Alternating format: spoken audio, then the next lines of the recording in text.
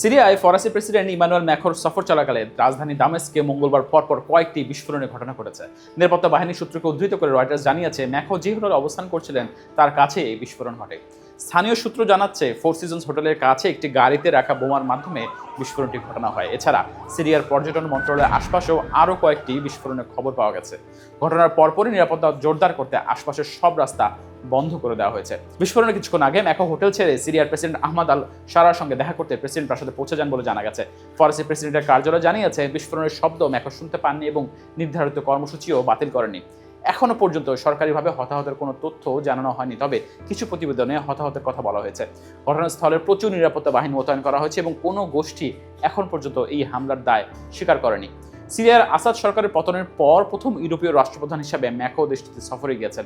সোমবার total energies ও CGM এর মতো বড় ফরাসি কোম্পানির প্রতিনিধিদের নিয়ে তিনি সেখানে পৌঁছান।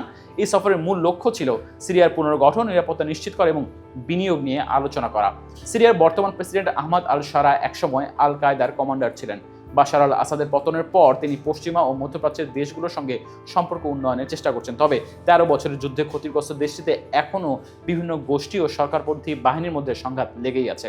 আন্তর্জাতিক মহলে সিরিয়া যখন নিজেদের নতুন করে তুলে ধরার চেষ্টা করছে, তখন রাজধানীতে এই বিস্ফোরণ দেশটির নিরাপত্তা ব্যবস্থা নিয়ে বড় ধরনের প্রশ্ন তুলছে।